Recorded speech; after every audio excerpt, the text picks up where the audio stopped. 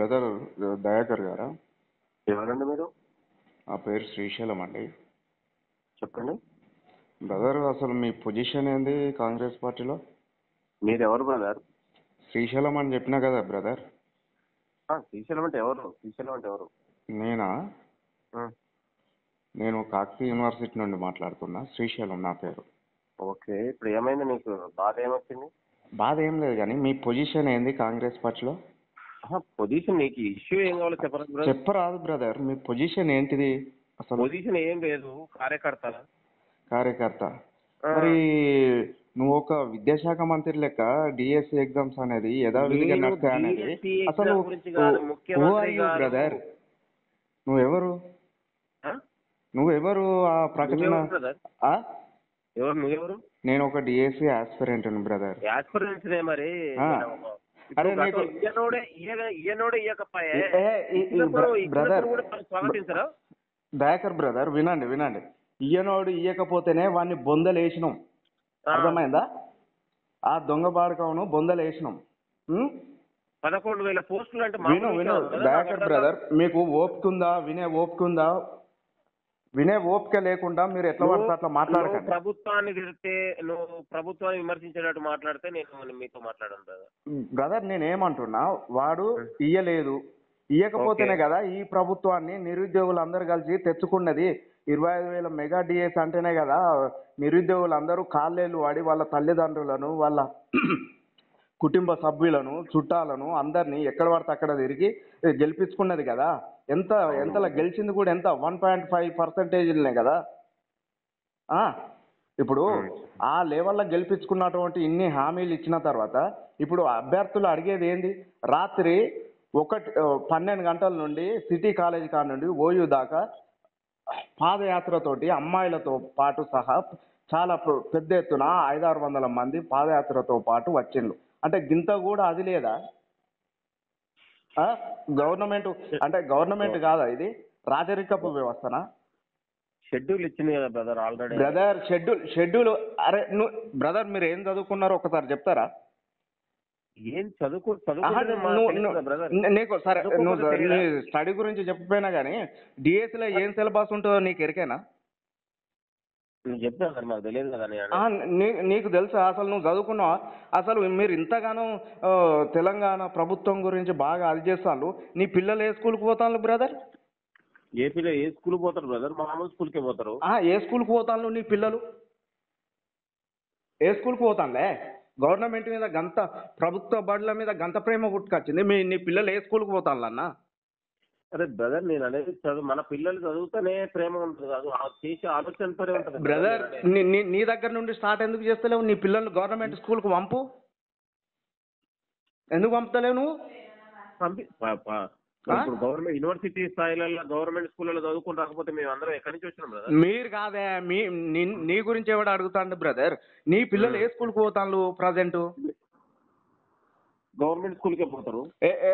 పోతారు కాదు, ఏ స్కూల్కి పోతాను ఇప్పుడు? ఇంకా పోయేటప్పుడు పంపిస్తాం, ఇంకా పోవట్లేదు, పోయేటప్పుడు పంపిస్తాం. అదే ఎందుకు పంపిస్తలేవు?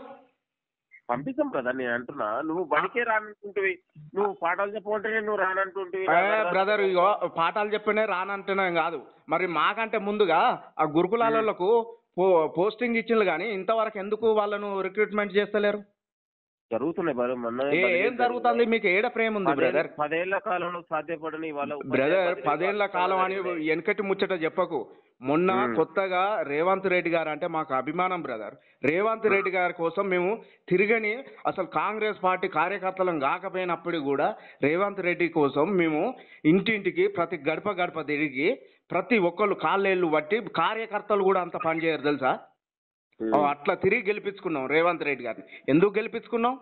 మాకు బలపచ్చి గెలిపించుకున్నాం బ్రదర్? చెప్పండి. మీరు దగ్గర ఉంటారు, రేవంత్ రెడ్డి గారు పిలిస్తే పోతా అంటారు. ఇదానే మీరు ఇచ్చే ఇన్ఫర్మేషన్ నిరుద్యోగుల పట్ల? అరే ఒక పార్టీ నిజంగానే నిరుద్యోగులను అది ఇది ఉల్లేస్తుంది, అది చేస్తుంది, ఇది చేస్తుంది అంటే అర్ధరాత్రి కూడా పార్టీనే ఉంటుందానే? పార్టీ రంగు పూస్తాను నిరుద్యోగులకు. ఏ పార్టీతో సంబంధం లేకుంటేనే కదా స్వచ్ఛందంగా చేసేది. ఎందుకు అడుగుతాను? అరే బ్రదర్, డిఎస్సి సిలబస్ అనేది చాలా హెవీగా ఉంటుంది. ఒక గ్రూప్ 1 ఆస్పిరెంట్ ఎంత ఉంటుందో ఆ లెవెల్లో ఉంటుంది డిఎస్ సిలబస్ అనేది. నువ్వు తెలుసుకో బ్రదర్. ఐపీ సబ్జెక్ట్ అనేది మొత్తం చాలా పెద్ద ఉంటుంది. మీకు తెలియకపోతే, మీకు ప్రీవియస్ నాలెడ్జ్ లేకపోతే మీరు తెలుసుకోండి. ఎందుకు ఇట్లా నిరుద్యోగులను అన్యాయం చేస్తాను? మళ్ళీ పదే పదే నువ్వు చెప్తేనే మేము చదువుకోవాల్సిన అవసరం లేదు. I'm also educated brother. మరి నువ్వు ఎడ్యుకేటెడ్ అన్నట్టు బిహేవియర్ అనేది లేదు కదా బ్రదర్. నువ్వు ఏ వీడియోలు చేస్తాను నువ్వు ఎట్లా? ఇప్పుడు నాకు రోజు 100 కాల్స్ వస్తున్నాయి బ్రదర్. మెజారిటీ పీపుల్ అన్న పోస్ట్ పోన్ నువ్వు ఎక్కడ సర్వే చేసినావు? మెజారిటీ పీపుల్ అని చెప్తాను. నువ్వు ఏడ సర్వే చేసినావు? దేని ద్వారా సర్వే చేసినావు?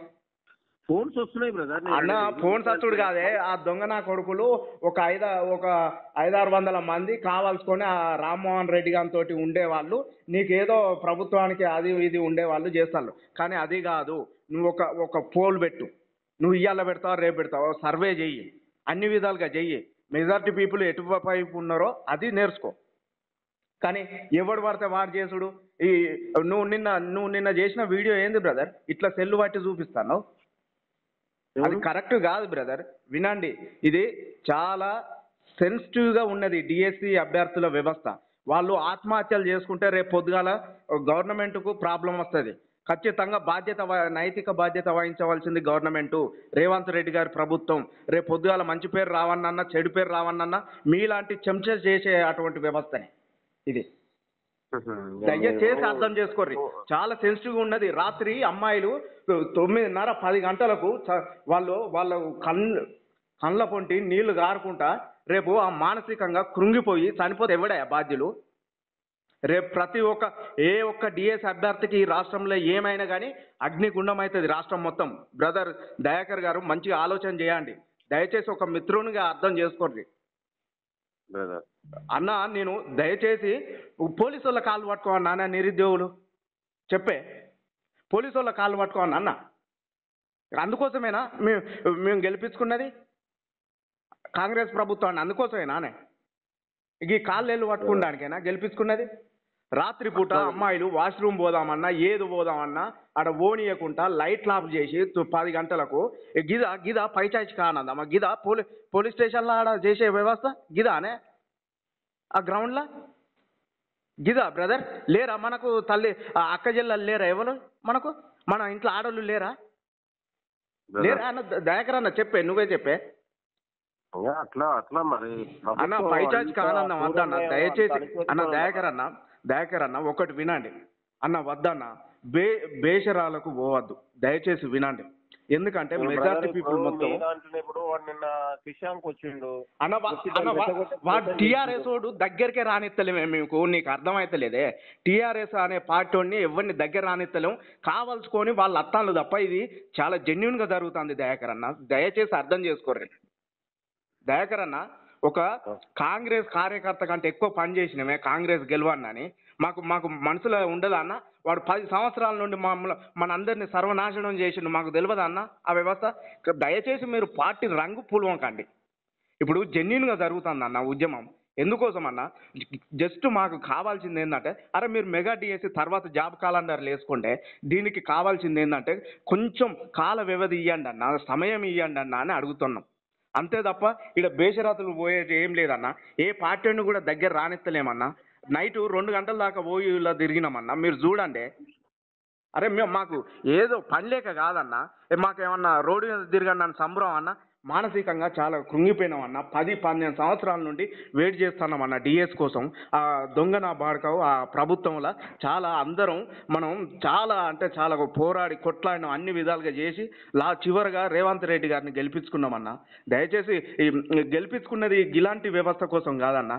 మనకు అన్ని విధాలుగా రేవంత్ రెడ్డి గారు ముఖ్యమంత్రి గారు సమయపాలన పాటిస్తాడనే ఉద్దేశంతో దయాకర్ అన్న. మీలాంటి వాళ్ళు జర ఏదన్నా పొరపాట్లు జరిగినా కానీ గైడ్ చేయాలన్న మీలాంటి పెద్దలు. బ్రదర్ ప్రతి అంశాన్ని మనము చాలా చెప్పే దగ్గర ప్రతి అంశం ప్రభుత్వం కూడా ఎప్పుడు కూడా మీరు ఆలోచన చేస్తే మీకు తెలుసో తెలియదు కానీ సీఎం గారు చాలా సెన్సిటివ్ ఉన్నారు. మనది ప్రతి అంశాన్ని తీసుకొని చాలా గ్రౌండ్ లెవెల్లో మాట్లాడుతుంది. మీకు తెలుసో తెలియదులే కానీ అన్న అందుకే గుర్తుపెట్టుకోండి అన్న. మీరు చెప్పేది సీఎం పైన మాకు చాలా అభిమానం, ప్రేమ అన్నీ ఉన్నాయన్న. సానుకూల స్పందన వస్తుందని మేము అర్ధరాత్రి దాకా వెయిట్ చేసిన దయాకర్ అన్న. ఎందుకంటే కొంతమంది కావాల్సుకొని దీన్ని రాంగ్ ఇన్ఫర్మేషన్ ఇస్తాను. ఇప్పుడు మీరు వెల్ ఎడ్యుకేటెడ్ అన్న, నేను కాదని అంటలేను, ఏదో ఓ, బా ఆ, ఆవేశంగా అన్ని మాటలు అంటారు, కానీ కాదన్న. మీలాంటి వాళ్ళు, మీరు కూడా 10 సంవత్సరాలు ఫైట్ చేసిండ్రు కాదన్న, మీరు ఒక ఫైటర్ కాదన్న. ఎందుకన్నా మీకు తెలియదు అన్న సగటు యువకుని వ్యవస్థ ఎట్లుంటది, ఏంది, అసలు ఇంటికాడ నుండి ఎట్లా డబ్బులు వస్తాయి, ఏ విధంగా చేసుకుంటారు, వాడు ఎట్లా ప్రిపేర్ అవుతాడు అనేది మీకు తెలియదా అన్న దయాకర్ అన్న? మీరు అన్ని విధాలుగా అన్ని తెలిసిన వాళ్ళే, ఉద్యమంలో ఉన్నోళ్ళు, అన్ని విధాలుగా మీకు తెలుసు. కాబట్టి మీరు కూడా ఇట్లా రాంగ్ గైడెన్స్ ఇవ్వడం అది కరెక్ట్ కాదు దయాకర్ అన్న. దయాకర్ అన్న, దయాకర్ అన్న, ఏది ఉన్నా కానీ ప్లీజ్, ఎందుకంటే ఇప్పుడు మనకు ఆల్ టికెట్లు వచ్చినా కానీ ఆల్రెడీ పోస్ట్ పోన్ అయిన సందర్భాలు చాలా ఉన్నాయి, కోకొల్లలు ఉన్నాయి.